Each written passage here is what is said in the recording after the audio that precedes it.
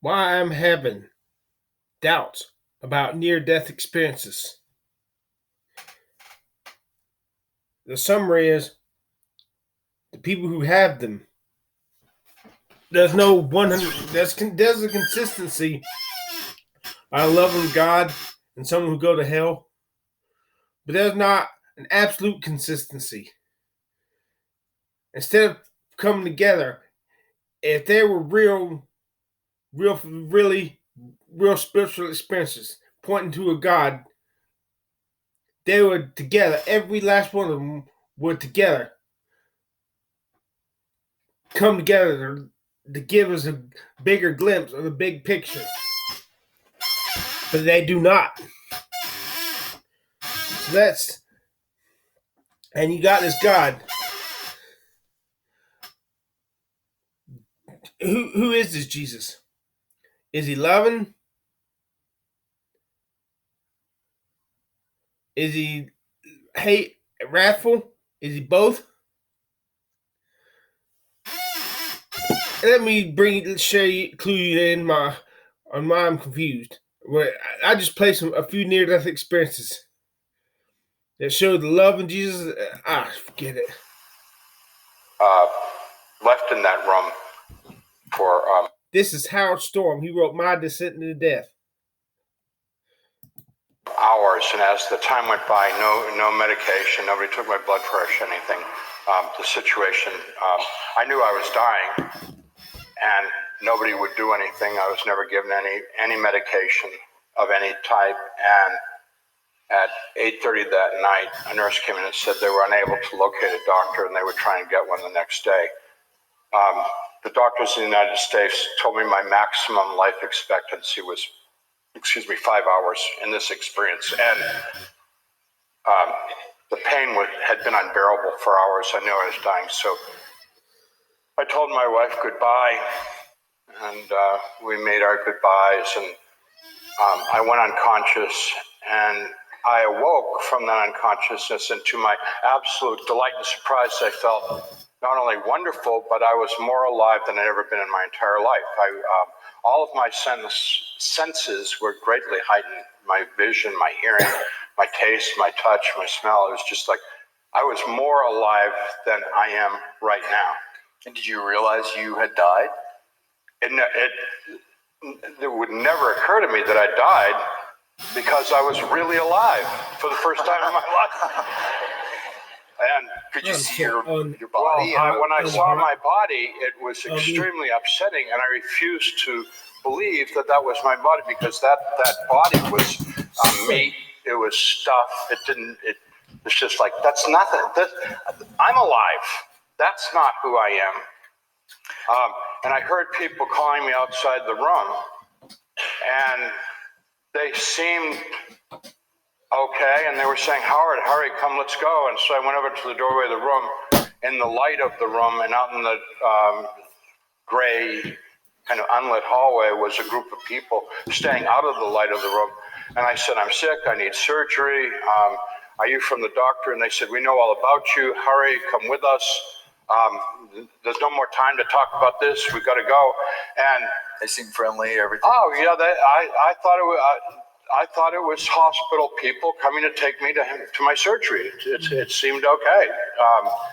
And I went with them, and they took me on a long journey, which ultimately led into complete darkness. And at this point, I realized this is all wrong. This is very, very bad. These people are not here for my benefit. And I said, I'm not going with you any further. And they said, oh, yes, you are. You've got to go further. And so they began to push and pull at me. And I fought back with them as hard as I could try to get them off me. And were these people? They were people. They weren't demonic beings. They weren't monsters. They were people. And they wanted to... I disagree. I think they were demons. I'm not going to go into why I think so, but I think they were demons. People who die have no power when they go to hell. These beings had power. They had long fingernails. They could be hit and not feel a thing. I think the reason they could not, well, forget it. Elicit as much pain in me as possible because they had nothing better to do. They had utterly lacking in any sense of compassion or caring. And in this world of darkness and nothing, all as they could do was to subjugate each other to their sadistic. That is, if their death experiences are true to begin with, who knows? It could have been a product of this dying brain. Desires. You think this is what Jesus talked about of the outer darkness? More than anything else, Jesus said you'll be cast out into the outer darkness where there'll be weeping and gnashing of teeth, where the worm never dies. I mean, that's how he described the negative experience of people that don't reconcile themselves with God. Well, and it became, I know, very traumatic, and you told me about it yesterday, and we'll hear more of that next week. Yeah, it's a lot worse than I have begun to go into. Yeah. But something happened after that changed your life completely. I mean, even to the point of leaving a tenured college profession. Totally ripped up. I looked like roadkill. You know, I was just destroyed. And in that utter hopelessness and despair, I remembered being a child, being in Sunday school, singing Jesus Loves Me, and most importantly, remembering believing as a child, as an innocent child. You know, there's a wonderful line in the Bible, suffer the little children to come unto me, do not stop them, for such of these that will inherit the kingdom of God. That's what we need to draw on, is that simple trust and utter desperation. No theology, no understanding, no nothing, just desperation. Because you've been a devout atheist. Yeah. You know, it's like, I want that. I want what I had when I was a kid, you know, which I had mocked and denounced and ridiculed my whole adult life and tried to turn my students away from that, to my shame.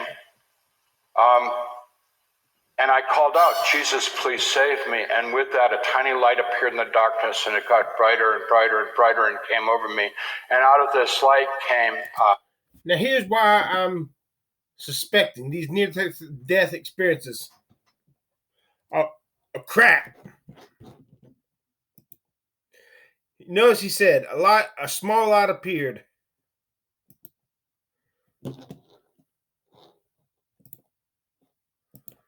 Again, this is Dr. Michael Persinger. He talks about the God helmet. Now, what the God helmet does is bombard your brain with waves, magnetism. And he says he can reproduce all the elements of a near-death experience. The terror of going to hell, the bliss of going to heaven. And look at what he says about that light. What you just heard. This illustration shows it with a tiny point of light in the center. And that point of light is common in near-death experiences. I actually experienced it myself when I had temporal lobe epilepsy as a child. I no longer have it now.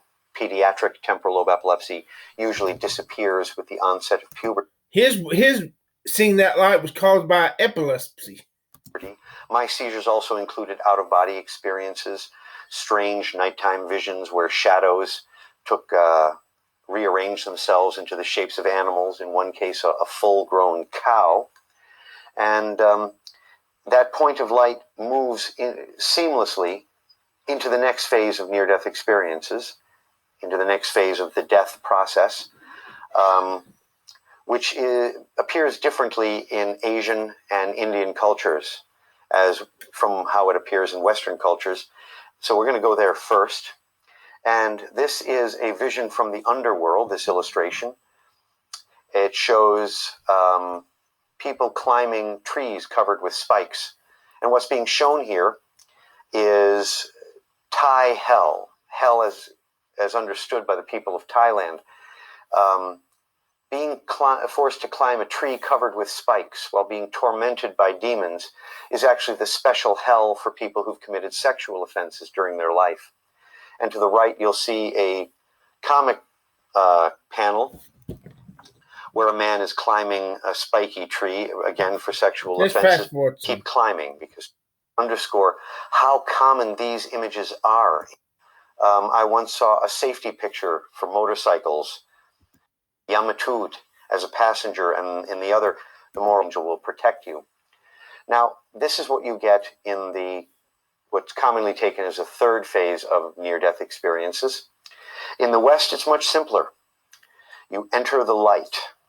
Hey, listen to this. And within the light, you will often meet dead friends and relatives. You will see people you've known who have died. And this underscores that you are dead. In order to meet them, you have to be dead because they're dead. But the question is, are near-death experiences real or bullshit? I'm skeptical. you're in the light. I want to believe. And the light is bliss, and the light is joy, and the light is acceptance, and it's happiness so great and so subtle that no words can ever convey it. In Thailand and Southeast Asia, you're meeting people who are dead and therefore in the realm of the dead, the underworld. In the West, you're meeting people who are dead and they are in the realm of the dead, heaven. And in heaven, after you've met dead friends and relatives, you meet the being of light. Now, this illustration is probably my favorite picture. That makes me want to fall down and worship. Of God. And there's no anthropomorphic image. There's no God-like, there's no deified person. There's knowing that the brain produces that and not actual God.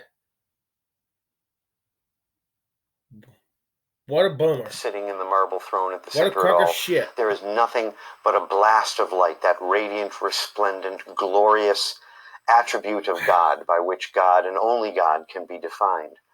It takes it so far up. And to think they can produce this by shooting magnetic waves into the brain. It's the brain that produces this, not out of the human realm, that this picture actually shows us that the experience of being with God goes beyond anything that words can express, both for the glory, the light, the majesty, the power, as well as his role. The book of Pramala. Okay, enough of that. And here's something that's very interesting, because I was reading Howard Storm's book, My Descent into Death, back in 2002. And Howard Storm writes, I wish I could find the page where the exact words he wrote, but it's in My Descent into Death. Where he says, basically was my meeting with Jesus and the angels real or brought on by the trauma of dying? This became an obsession with me to wonder if my experience with Jesus and the angels was real or brought on by the trauma of dying. You see, I'll get into this later. Maybe the body knows it's dying deep down in the superconsciousness. And that knowledge is coming up slowly. That knowledge, you don't know that you don't know that this is what's happening. In the same way, when you're on a computer using tabs, you don't know what's going on the actual hard drive of the computer that regulates how the computer goes, but you can gradually bring up information from that hard drive. Even so, the conscious and subconscious level of the human brain somehow know bits and pieces of the actual assembly language hard drive of the human psyche, that it produced these visions, the ease, the trauma of dying, and the gun lights out, game over, blackness. Because let me tell you something. If you truly meet God and Jesus, you know it. You know it. You know it. You know it. There's no doubt whatsoever. That's the biggest red flag in Howard Storm's experiences when he said that. When he said that about that's a big red flag. Because if you truly meet God, it's an intuition. It's like the man who wanted to go on a jet to take his flight home, but something inside